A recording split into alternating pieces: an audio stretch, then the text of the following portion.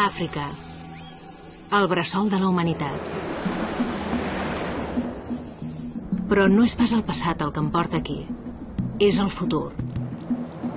Àfrica s'acaba de connectar a la banda ampla i a mesura que el web creix i s'escampa pel continent, transforma tot el que toca.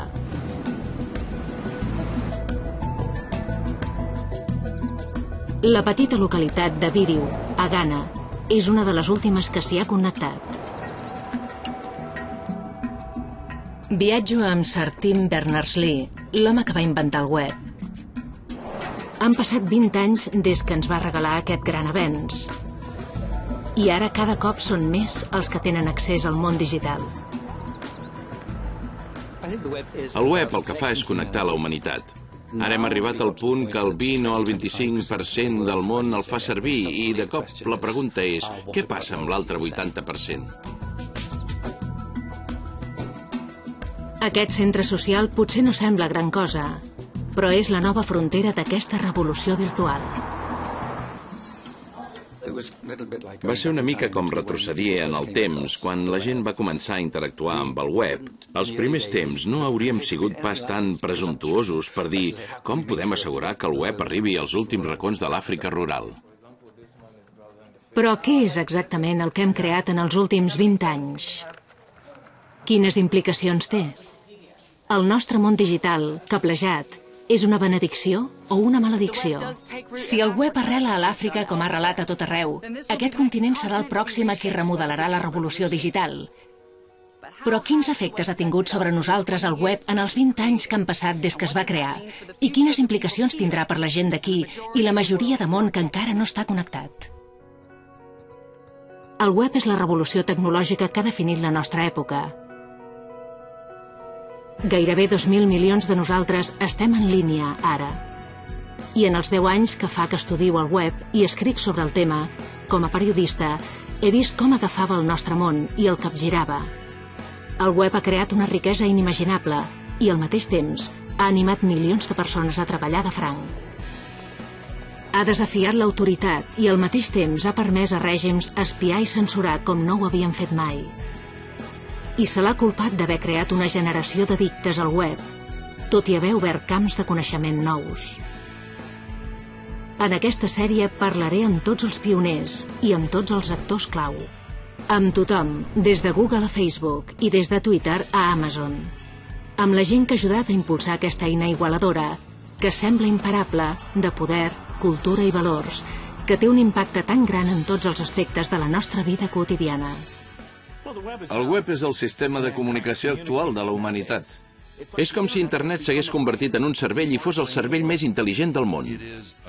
És una eina que proporciona recursos, que té més potencial que qualsevol altra que la civilització humana hagi desenvolupat mai.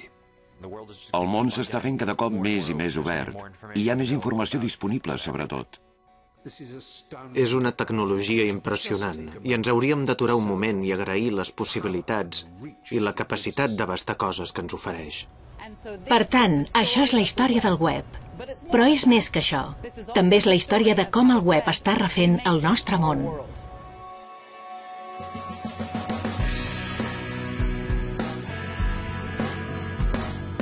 La revolució virtual. El gran igualador? Han passat més de 2 segles d'ençà que vam ser testimonis d'una cosa de la mateixa escala i velocitat com la convulsió que ha provocat el web. Una tecnologia que llavors era radicalment nova va impulsar la revolució industrial, el vapor. Ara, el web anuncia la pròxima gran revolució. Per què? Perquè fa a la informació el mateix que el vapor va fer a la força física. La sobrealimenta. El web permet a qualsevol publicar i distribuir paraules, imatges, vídeos i programes d'una manera universal, instantània i gairebé gratuïta. Una quarta part del planeta fa servir el web actualment. El web és una revolució. Se l'ha aclamat com el gran igualador de la humanitat, la nova frontera que ens proporciona un accés igual, una veu igual i un potencial igual. Els pioners que van preparar el terreny pel web el van concebre com l'eina definitiva que proporciona recursos, i és per això que va arribar amb una idea, amb una ideologia en línia que vol donar el poder al poble. Internet és una mena de rebel·lió. Aquella gent estava en contra de la idea de jerarquia i autoritat. La gent que va crear Internet eren sobretot inadaptats socials que ho volien continuar sent. Eren uns llibertaris que van crear un espai perfecte per les seves idees. Ha obert i igualat totalment l'accés a les comunicacions i a la col·laboració. El web és un gran igualador, i tant. Aquest és un dels objectius del web. En aquest documental vull explorar com s'està concretant el somni igualador, el web. Com està capgirant idees tan arrelades com les de propietat, valor i qualificació. Com desafia els models de negoci i com la igualtat promesa pel web xoca amb la naturalesa humana. El nostre desig innat de benefici i control. Vull parlar de les implicacions d'aquest conflicte i de com això ha ajudat a crear el web. Aquest fenomen caòtic, captivador i extraordinàriament potent que coneixem avui dia.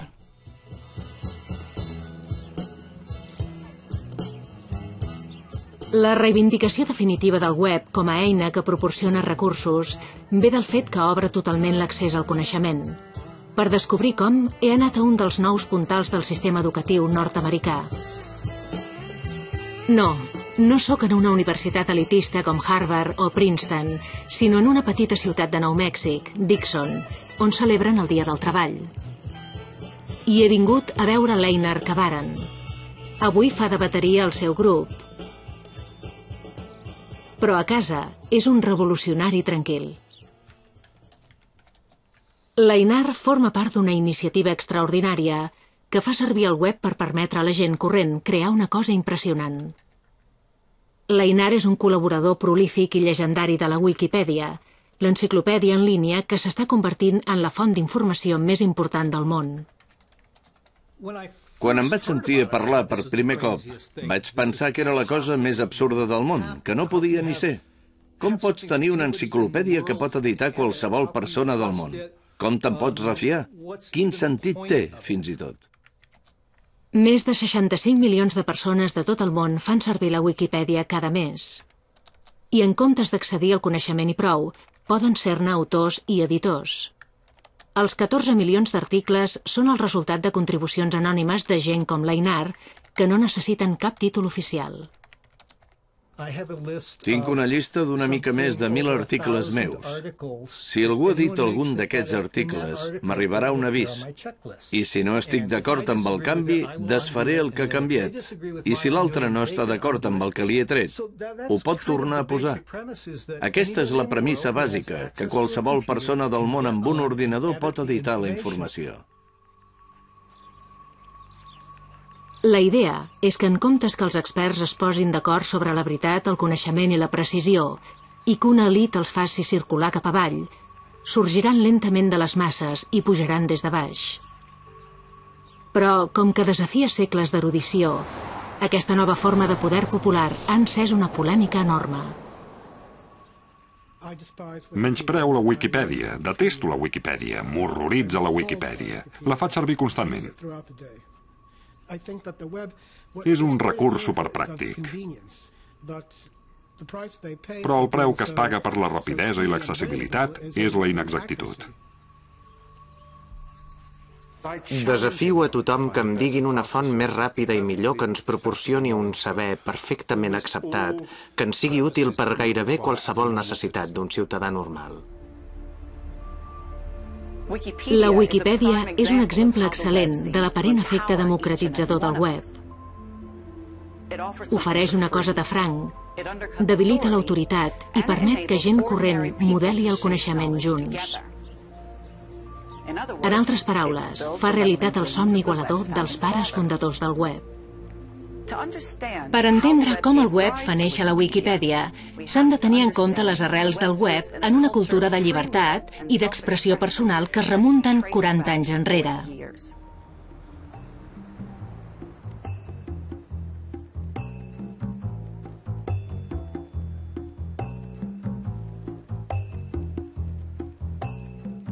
Les ambicions igualadores del món en línia venen de la contracultura dels anys 60. I l'epicentre d'aquest idealisme hippie? San Francisco.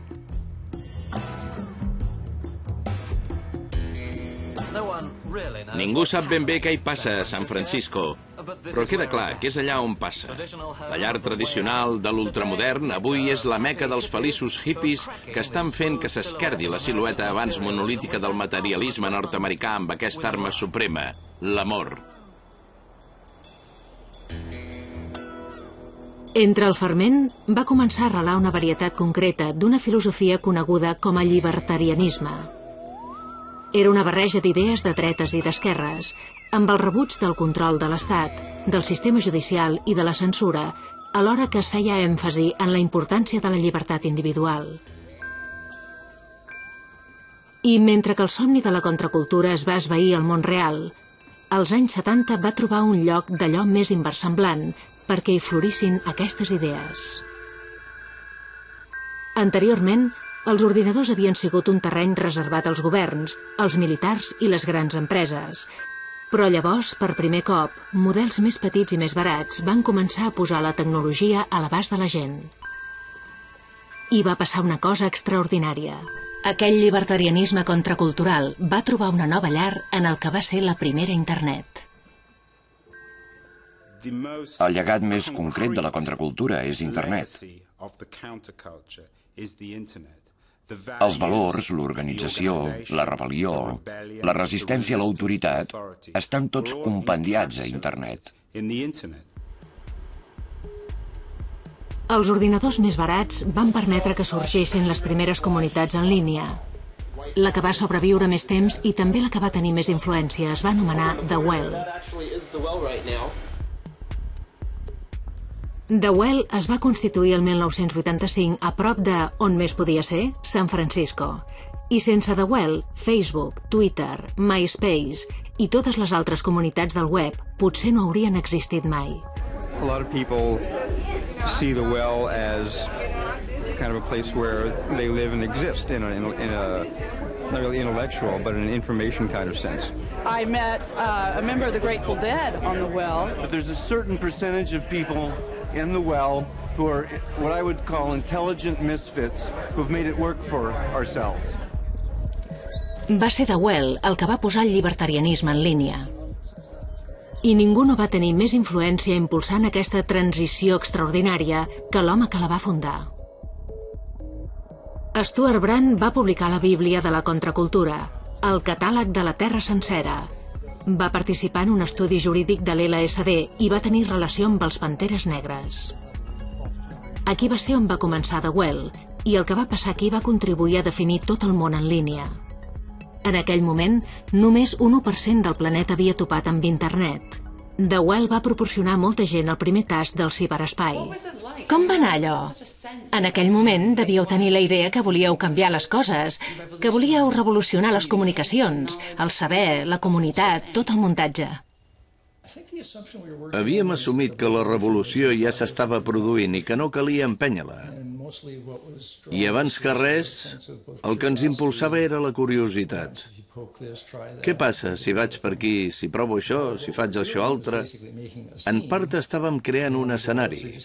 Hi havia tot aquell grup de gent que encara no eren rics, que encara no tenien poder, però que sabien que tenien molta energia i que se'ls estava obrint un espai immens d'oportunitats al davant. Usually I check in news first to see what kinds of interesting things are happening, and then I go to wherever there's a controversy brewing. And if it's lunchtime at the office and I don't feel like going out, I'll log into The Well and go into the Pets Conference and talk about my cats. If I've had a particularly stressful day, I go to the Weird Conference, which is where everybody lets it all hang out. Hi havia 3 o 4 gustos diferents en fòrums de sexe, des de porno dur a una cosa molt suau. Hi havia el fòrum de confessions autèntiques en què ningú podia dir res contra ningú, tant se valia el que haguessin fet o confessat. Molta gent atribueix a The Well el fet d'infondre al primitiu web un tarannà de tot s'hi val, i és veritat. Però per mi, l'autèntic desafiament a l'ordre establert es va produir quan un membre concret de The Well va agafar aquest tarannà i el va desenvolupar en una constitució radical per la llibertat en línia. Va ser un moment clau en la creació del web com el coneixem avui. El ciberespai havia trobat un profeta. John Perry Barlow, el lletrista del grup de culte dels 60 The Grateful Dead. Barlow va agafar les vagues idees llibertàries que exposaven molts a The Well i els va començar a donar forma. I ell també va fer que moltíssima gent es fes membre de The Well. Quan es va filtrar la notícia que, sent de The Well, podia xatejar en línia amb un membre dels Grateful Dead, els fans del grup es van afanyar a fer-se'n. Els babaus han estat en línia des dels primers dies d'internet i s'han passat la major part del temps discutint sobre les nostres deficiències. Ves per on?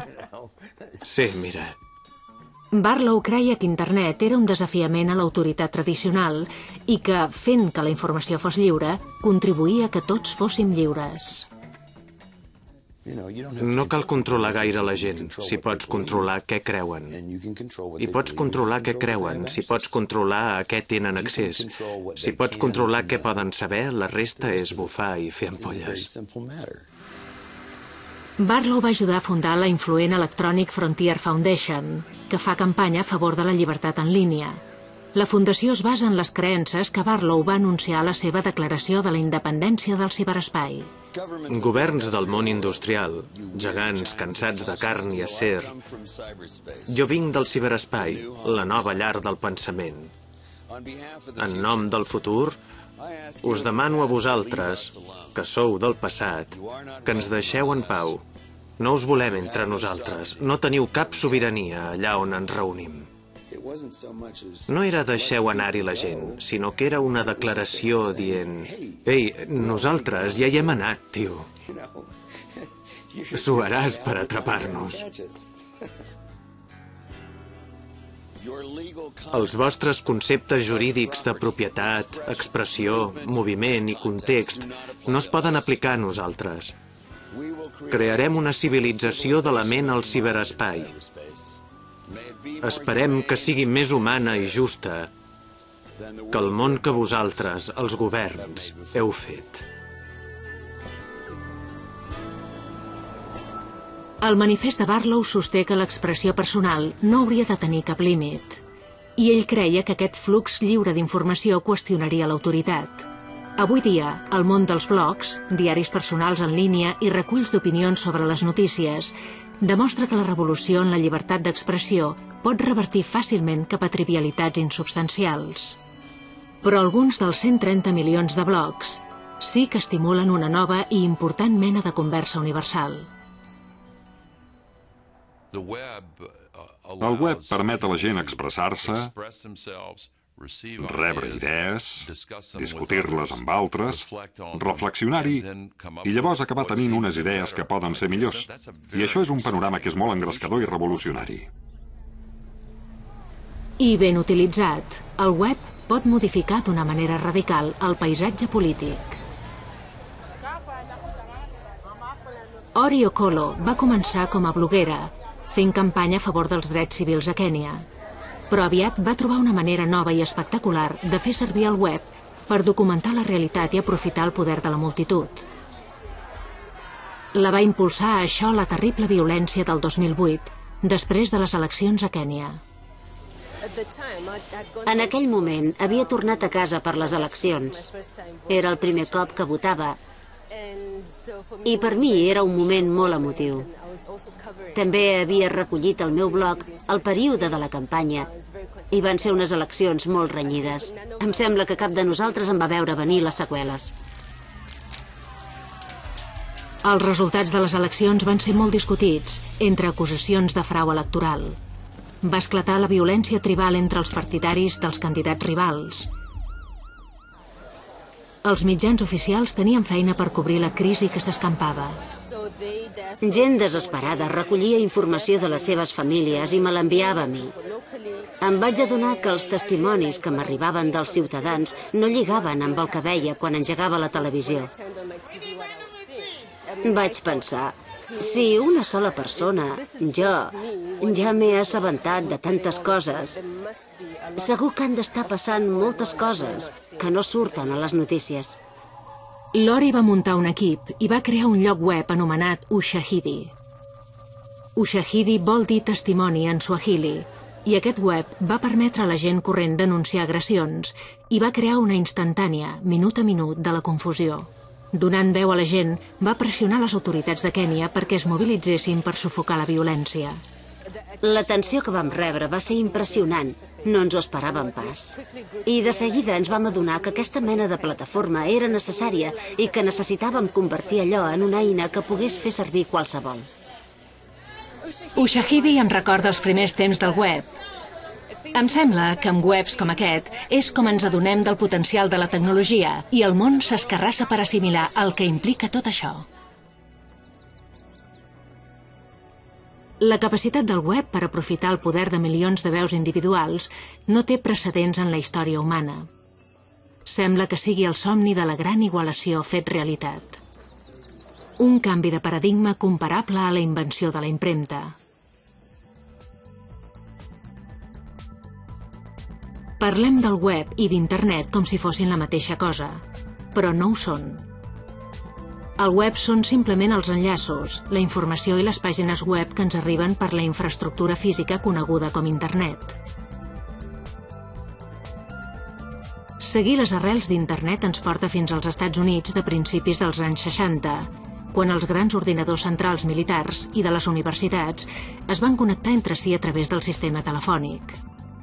El correu electrònic va néixer el 1965 i els estàndards comuns van començar a permetre que es traspassessin arxius entre xarxes. Però arribar a la informació continuava sent extraordinàriament difícil. Els usuaris havien de saber exactament on era la informació i com dir-li al seu ordinador que la busqués, telefonant, de fet, a un altre ordinador.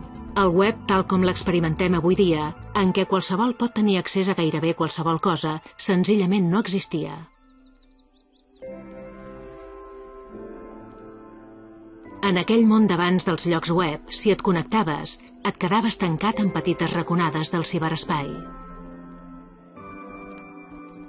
Per crear el web que tenim ara, calia que algú escrivís un llenguatge comú que pogués vincular les dades emmagatzemades en ordinadors de tot el planeta. Calia que algú inventés el web.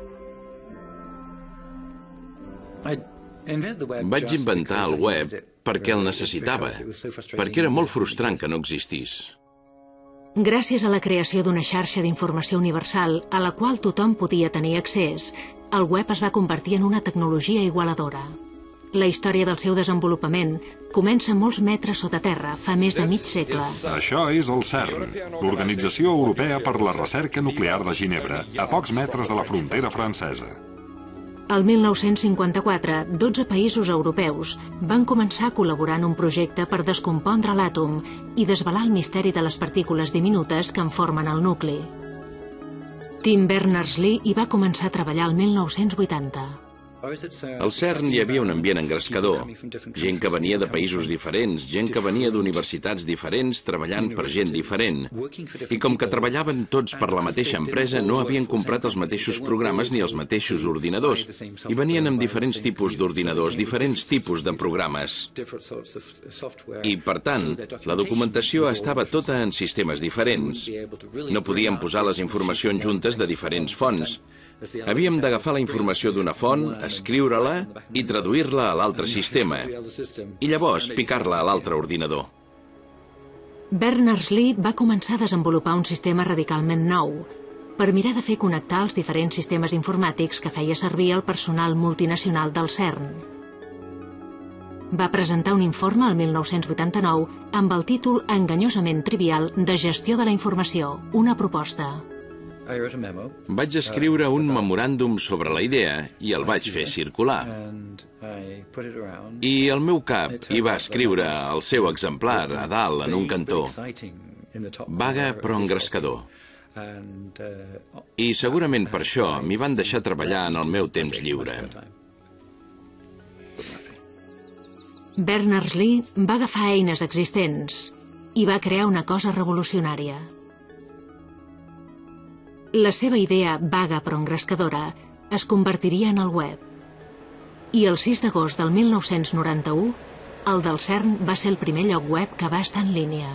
Ja sé que t'encantaria que digués que ho tenia tot connectat i llavors vaig fer baixar una gran palanca i els llums van tremolar durant un moment i després hi va haver un xiulet agut increïble i era el web que s'engegava. I a tot el món la gent es començava a connectar i picava hipertext i sentíem el poder d'aquells enllaços per tot el planeta i que ho teníem tot rotllant. I que llavors van arribar les trucades de la BBC, el New York Times i l'Economist preguntant què passava al món i que les borses van pujar com l'escuma. I llavors ho van parar tot. No, va ser... no. Vam començar molt a poc. El sistema de Berners-Lee s'ha convertit en el mitjà universal de connectar el contingut de tots els ordinadors. El seu avenç decisiu va ser combinar una idea existent anomenada hipertext, un sistema de vincular documents, amb la infraestructura i els protocols d'Internet. Per fer això, va assignar als documents una adreça única o URL. Aquelles van ser les primeres pàgines web, creades i formatades en un llenguatge universal nou, anomenat HTML, que feia que una pàgina web es pogués vincular amb altres pàgines web d'un ordinador, de qualsevol xarxa de qualsevol lloc. Resolent un problema tècnic concret, el web va obrir un univers sencer d'informació a qualsevol persona amb un ordinador. Em va semblar com un món feliç, com una nova democràcia, com una nova manera d'ajuntar-se la gent. Va semblar l'invent més fantàstic, radical i extraordinari des que Gutenberg, el 1450, va fer la seva Bíblia, les seves primeres impressions. El somni que tothom pugui estar connectat es remunta molt enrere. Es tracta de permetre compartir informació a la gent.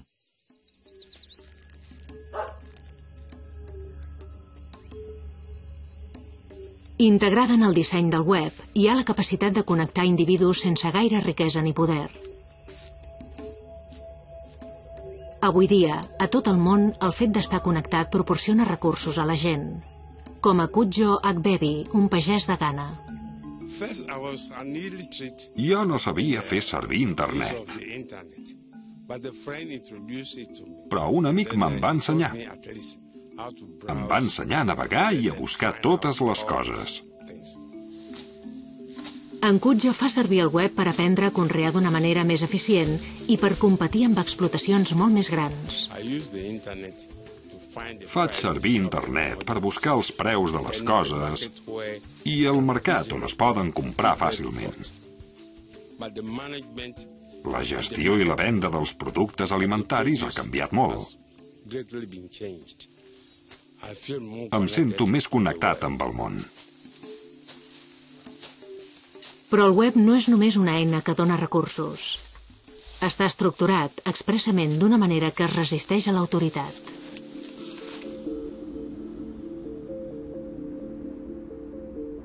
El web es va dissenyar per proporcionar un accés igual a tots els usuaris.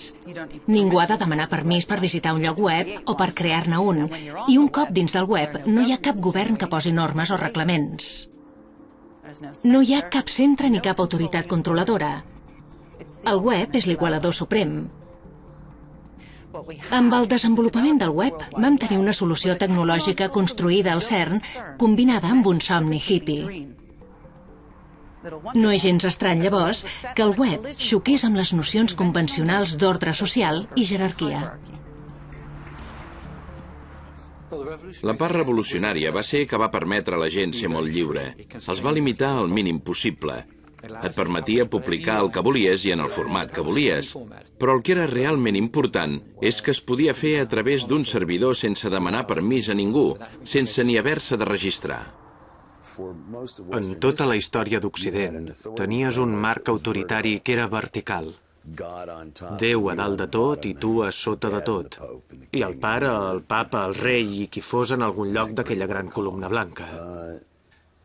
I tot d'un plegat, l'autoritat, tècnicament i políticament, resulta que era horitzontal. Quan escolta gent com Berners-Lee i tota la colla, Idealitzen aquesta idea que per primer cop a la història humana hem creat una cosa sense un centre, que no es pot controlar. El motiu que ho creessin és que estaven en contra de la idea de jerarquia i autoritat. De manera que no va ser un accident. Van crear el seu somni daurat ideològic. I hi ha una última cosa que va convertir el web en una mena de kriptonita que amenaçava de subvertir la societat i el model econòmic del segle XX. Era de franc.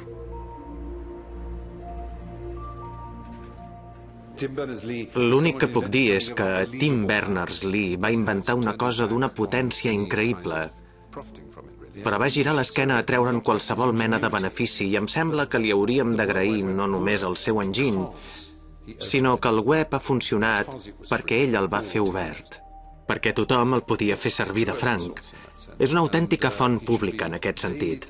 Diàriament tothom que en treu algun profit o plaer del web li hauria d'agrair aquell acte suprem de generositat, altruisme i idealisme.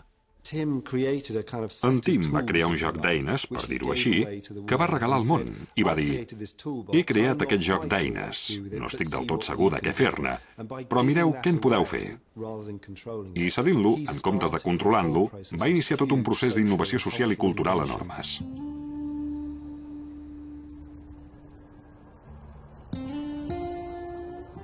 Però l'èxit del web va fer sorgir un gegant. La idea era que un espai creatiu on tothom podia participar d'una manera igualitària aviat es veuria enfrontada a un model molt diferent que veia el web com un lloc on comprar i vendre més que no pas compartir. I aquí va començar un cicle constant de revolució i contrarrevolució que continua donant forma al web avui dia. Per entendre la naturalesa d'aquest conflicte, hem de fer un salt cap enrere en el temps.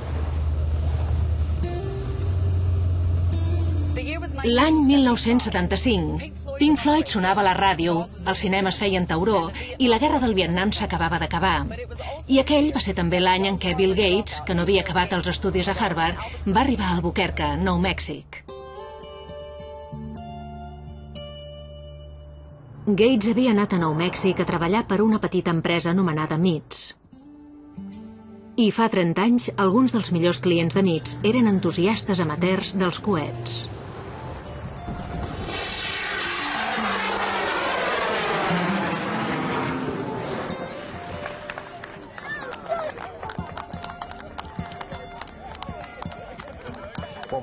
Volíem fer alguna cosa més que llançar els coets i que tornessin a caure. I els de MITS van crear els primers paquets de petita instrumentació que permetien agafar dades d'una manera molt semblant a com agafem dades i les entrem a l'ordinador avui dia. MITS de seguida va passar a treballar amb electrònica més complexa i va crear el primer ordinador personal assequible, l'Altair 8800, contribuint així a posar en marxa la revolució que portaria al món connectat d'avui dia. L'ordinador personal va ser la plantilla sobre la qual s'havia de crear el web. Hi havia d'haver milions d'aquelles màquines corrents perquè el web tingués sentit. Bill Gates estava desenvolupant el BASIC, un llenguatge de programació per a l'Altair. Va veure el potencial per fer molts diners amb els programes en un moment en què la majoria dels usuaris d'ordinadors personals eren aficionats a la informàtica que els regalaven. Va acabar a la Fira d'Informàtica de la Costa Oest. Me'n recordo d'aquell paio. Tots ens intercanviàvem programes i em recordo d'aquell paio amb un vestit dient a tothom: no hauríeu de regalar els programes entre vosaltres, us haurien de pagar per la feina que heu fet. I tots ens en vam riure. Ah, sí? I ara què en penses? Com ho veus ara? Penso que és un tio molt ric. Gates havia negociat cobrar uns drets per cada còpia del programa de l'Altair que es vengués. I quan va descobrir que els aficionats a la informàtica del Homebrew Computer Club de Califòrnia en feien còpies pirates, es va posar fet una fúria. Teníem un exemplar de la cinta que havia comprat la biblioteca del nostre club i un membre del club va demanar la cinta i la va tenir un parell de setmanes. I quan va tornar em va portar 4 còpies. I vam rebre una carta d'en Bill Gates tot empipat: esteu fent còpies d'un programa i no ho podeu fer. Ens venia a dir: heu de pagar pel que feu servir. Quan vam muntar Microsoft i hi havia gent que estava fent còpies de la cinta de Basic, els vaig dir en una carta, farem més programes si la gent ens paga. Hi ha coses que haurien de ser de franc i coses que s'haurien de pagar. Al cap de 20 anys, Bill Gates i Microsoft tornarien per tornar a la lluita a aquesta batalla en línia. El programari pel web s'havia cedit de franc perquè Tim Berners-Lee, com els primers pioners, pensava que el món en línia s'havia de basar en l'ideal de compartir. Per Bill Gates i altres com ell, allò era simplement la millor oportunitat de negoci del segle. La internet dels primers temps representava un canvi radical respecte al món dels negocis de sempre. Hi havia aquella altra dimensió de l'experiència humana, que és molt difícil de relacionar amb el món d'avui dia, que no tenia res a veure amb els diners. Quan els negocis van entrar a internet, del que es va tractar va ser de comercialitzar-lo. Abans del web, un organisme públic administrava internet i els negocis hi estaven prohibits. Això no es va anul·lar fins al 1994. I aquelles dues ideologies oposades lluitarien amb dents i ungles en una batalla per l'ànima del món en línia. El conflicte més significatiu va començar el 1995, quan Microsoft va llançar Internet Explorer i es va disposar a eliminar tots els competidors. El que van fer va ser obligar tots els fabricants d'ordinadors a vendre màquines amb l'Internet Explorer preinstal·lat. Des de zero, Microsoft va acabar tenint més del 90% del mercat. Hey, this is software. We can do anything. Només l'acció judicial dels governs va impedir el domini total i el risc que el web es convertís en una mena d'experiència amb marca Microsoft. Microsoft is a monopolist and it engaged in massive anti-competitive practices that harmed innovation and limited consumer choice. Però la batalla judicial no era només sobre Microsoft. Era sobre dues idees totalment diferents de què hauria de ser el web. Des de bon començament hi ha hagut dues visions en competència sobre el web que encara persisteixen avui dia. Una és que el web és un lloc per la col·laboració, per compartir, per permetre que la informació sigui lliure, perquè la gent pugui crear coses junts en plataformes obertes i compartir idees. I això era molt present a la cultura hippie i de genis informàtics peculiars del Homebrew Computer Club del començament de tot, als anys 70. I després hi ha l'altra visió, la visió empresarial estil Bill Gates, Microsoft, que és un moment, com pagues la hipoteca? La decisió judicial va tallar les ales a Microsoft, però la ideologia comercial que representava estava en alça. A l'era del boom del .com, semblava que el web estava madur per a l'explotació comercial. Però ben aviat, l'equilibri del poder tornaria a canviar un cop més. Mentre Internet Explorer popularitzava el web i feia que milions de persones es connectessin a Internet, la gent va començar a aprendre què podia fer el web, per bé i per mal. El seu potencial i el nostre potencial plantejarien un desafiament concret a les nocions tradicionals de propietat, creativitat i poder. El potencial igualador i antinegoci del web estava a punt de tornar a emergir d'una manera nova i escandalosa,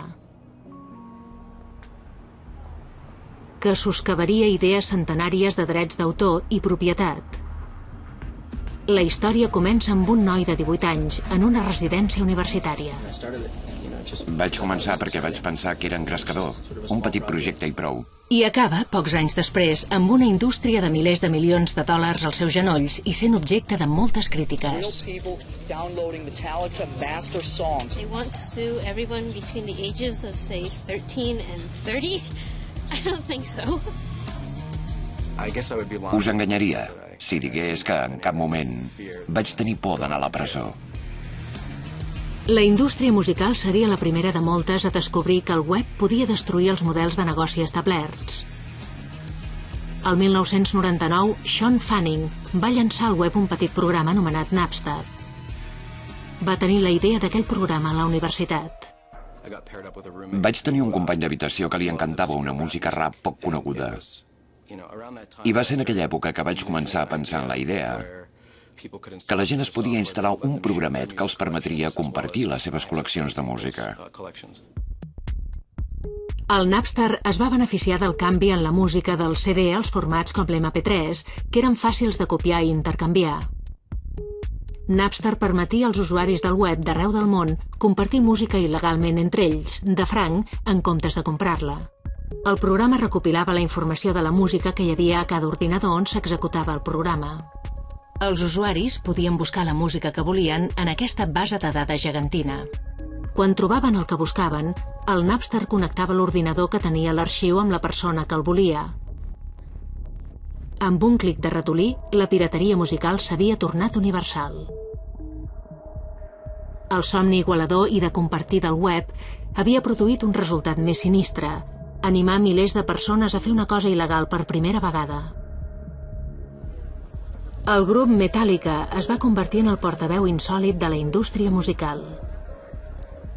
Si tens dret a descarregar la meva música de franc i posem que ets lampista o mecànic de cotxes, llavors jo tinc dret a trucar-te i que m'arreglis les canonades de franc o que m'arreglis el cotxe que no em funciona de franc.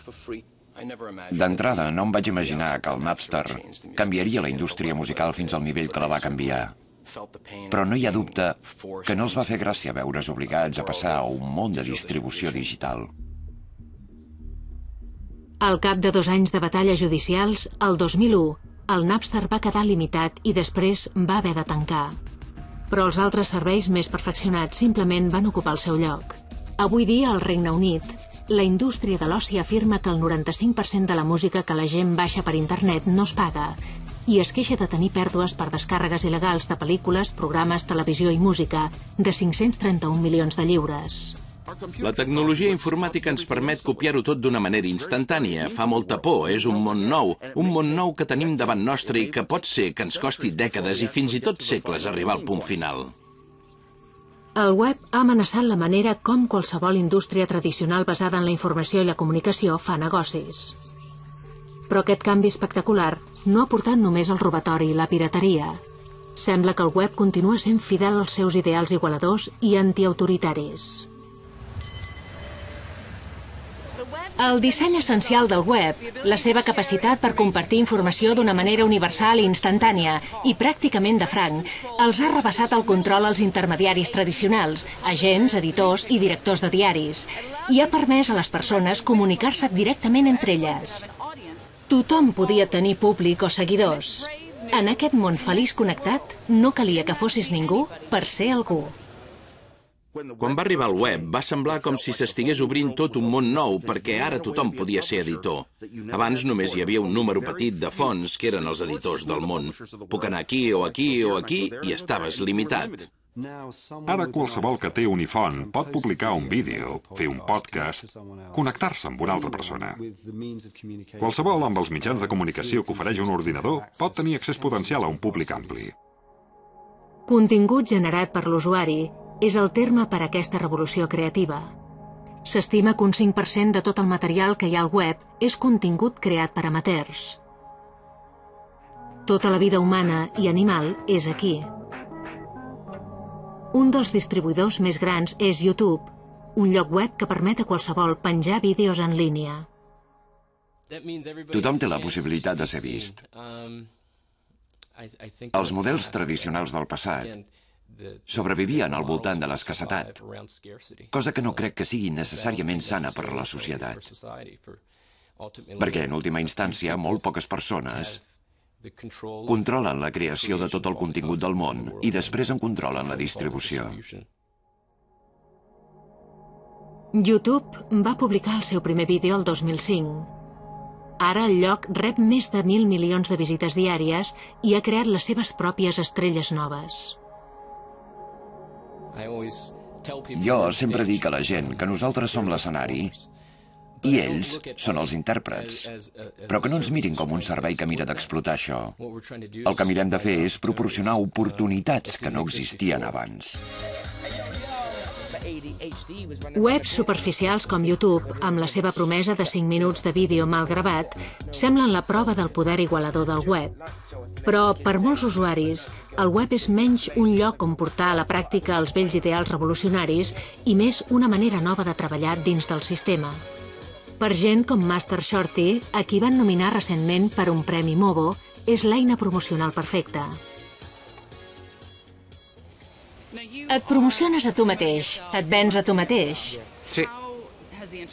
Com ho ha fet possible, això, internet? Sí, i tant. Internet ho ha fet possible. Internet ha fet possible des de promocionar la meva música, a buscar productors, fer el màrqueting. Internet és un recurs molt important. Internet és plena de mans de la música. És una gran comunitat virtual, plena de rapers, cantants músics, productors. Puc arribar a molta gent que abans m'hauria sigut impossible.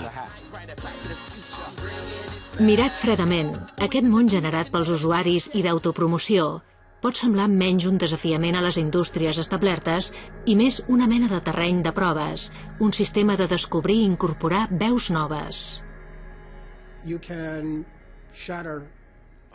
Pots destruir jerarquies, les jerarquies de la indústria musical, per exemple. Però al final, un cop t'has fet conegut, has de firmar amb una discogràfica com American Idol. Les antigues jerarquies hi són, però adaptades a aquesta nova situació.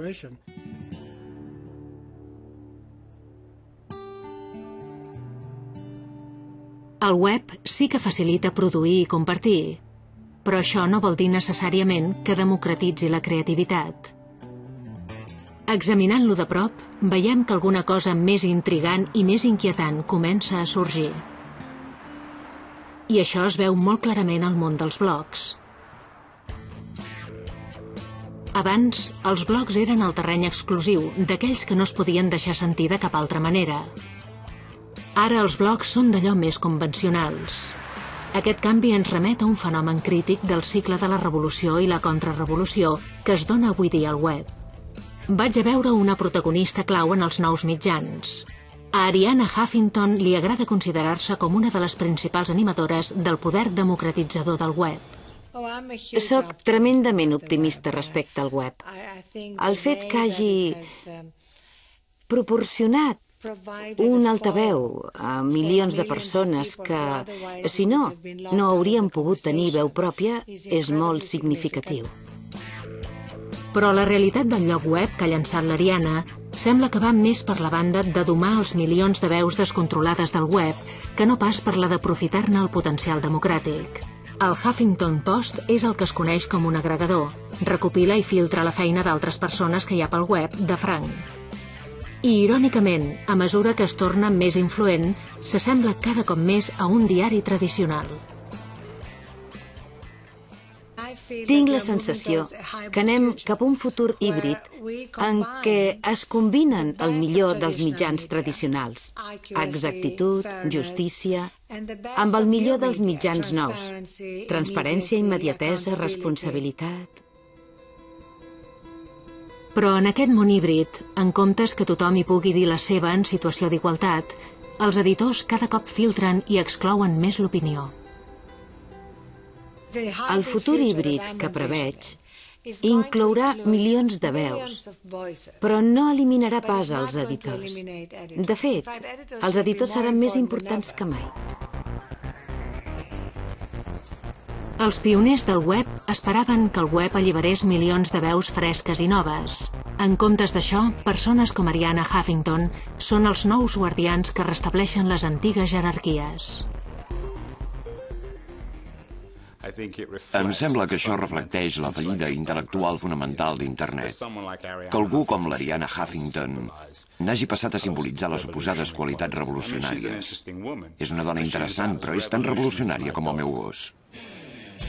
Mentre els promotors del web enlloen constantment l'energia incansable, promíscua i creativa, els fets indiquen que aquest no és sempre el cas.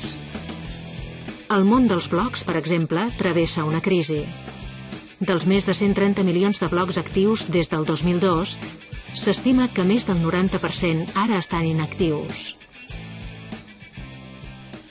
Aquest canvi no és cap exemple aïllat. És una conseqüència del disseny únic del web. Els seus primers seguidors pensaven que un espai sense normes i reglaments seria més igualitari. Però a mi em sembla que a mesura que el web creix, sorgeix una paradoxa i passa al contrari. La mateixa manca de regulació fa que els que tenen més recursos cridin més fort i imposin les seves marques i la seva autoritat. Per tenir una idea de la distribució real del poder al web, imaginem-nos el ciberespai com un espai. Per primer cop, tenim un model matemàticament precís del tràfic web al Regne Unit. El web és una galàxia dominada per un grapat de megamarques. Els britànics cada mes busquem al Google més de 38 milions de cops. Un de cada 3 tenim una pàgina al Facebook. L'eBay rep 21 milions de visites nostres cada mes. L'Amazon 16 milions. El web té un cercador, un mercat, una llibreria i una xarxa social importants. Es veuen empreses com Google i YouTube, una acumulació immensa de riquesa i poder nous en una elit diminuta que procedeix sobretot de la vall del Silici. Si ho rumies una mica, és estrany que no hi hagi competidors de Facebook. A la societat capitalista hi ha competència a tot arreu.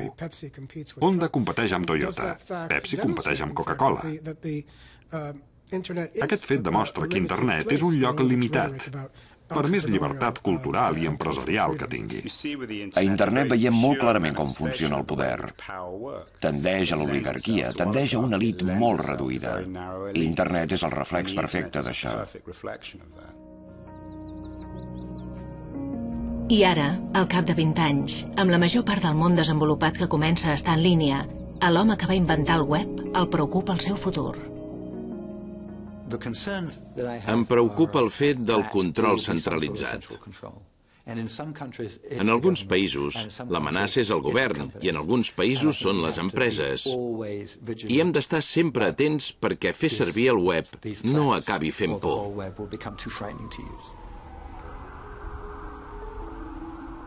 Així, l'aparició en línia d'aquests nous blocs de poder significa que els dies d'igualació del web ja s'han acabat? La visió idealista del web com un espai únic on tots som iguals és simplement un record nostàlgic? Aquest és l'home que va tenir el somni igualador més ambiciós de tots. El meu viatge ha tancat el cercle tornant a la Wikipedia. El seu creador volia alliberar el poder de la multitud per democratitzar tot el saber humà. Jimmy Wales és l'home que hi ha al darrere de la font d'informació del món generada pels usuaris. La Wikipedia tira a terra moltes de les suposicions jeràrquiques que té la gent. Resulta que és més fàcil tenir qualitat quan tens molta gent participant-hi i quan jutges la qualitat del treball d'algú segons els seus mèrits més que no pas fixant-te massa en els seus títols. Però a mesura que la Wikipedia ha crescut, s'ha hagut d'escarrassar per mantenir viu el seu somni de proporcionar recursos. S'ha vist obligada a endurir les seves normes per impedir que li pirategessin les pàgines. En comptes que la veritat sorgeixi per consens, cada cop s'ha de supervisar més. Té gràcia que se'ns criticava per ser massa igualitaris i ara se'ns critica per ser massa elitistes i en algun lloc, al mig, hi devia haver un dia en què tot estava bé i ningú se'n va adonar. Ha sorgit tot un sistema que mira de compaginar l'accés obert a la Wikipedia amb la necessitat d'exactitud i autoritat. Els editors poden bloquejar pàgines. Uns pocs milers d'administradors les poden esborrar. 12 membres d'un comitè d'arbitratge decideixen en les disputes i a dalt de tot de l'arbre hi ha en Jimmy Wales en persona. De fet, ara estem més estructurats com el sistema britànic que com una altra cosa. Tenim aquesta barreja tan interessant de democràcia, aristocràcia, verificacions i contrapesos. Així creus que forma part de la naturalesa humana que sorgeixin les elits i les jerarquies? No m'agraden els termes amb què planteges la pregunta perquè em sembla que quan parlem d'elits i jerarquies, la gent tendeix a pensar en estructures de dalt a baix, estructures autoritàries. Mentre que jo el que veig que passa és que les comunitats es poden posar d'acord i crear normes, estàndards i institucions per fer front a aquestes coses. I també el tema és traçar algunes línies i dir, no ets constructiu i no t'hi volem aquí. Hem vist com la pirateria desenfrenada del Napster, la llibertat creativa proporcionada pels blogs i YouTube i l'erudició amateur de la Wikipedia poden igualar el món. Però fins i tot en aquests espais web revolucionaris s'hi ha produït inevitablement una contrarrevolució. Nous guardians i noves elits han colonitzat el web. La pregunta de veritat per mi és si el web és inherentment desigual perquè simplement reflecteix les desigualtats i les jerarquies del nostre món.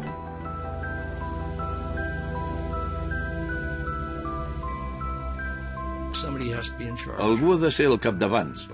Això em van ensenyar a l'exèrcit. I crec que hi ha d'haver algú responsable de tot el que fa i deixa de fer el sistema. Les jerarquies sorgiran. És rara l'espècie que no té una jerarquia. Jo crec que el web anirà agafant els contorns del que ha sigut sempre la cultura. Hi haurà jerarquies, hi haurà elits, com qualsevol tecnologia. Internet no és un remei per la naturalesa humana. És una amplificació de la naturalesa humana amb tot el que té de bo i de dolent. He parlat del web com una cosa oberta i lliure en el sentit de llibertat i descentralitzada, però em sembla que seria molt erroni pensar que si connectes un país es tornarà igualitari.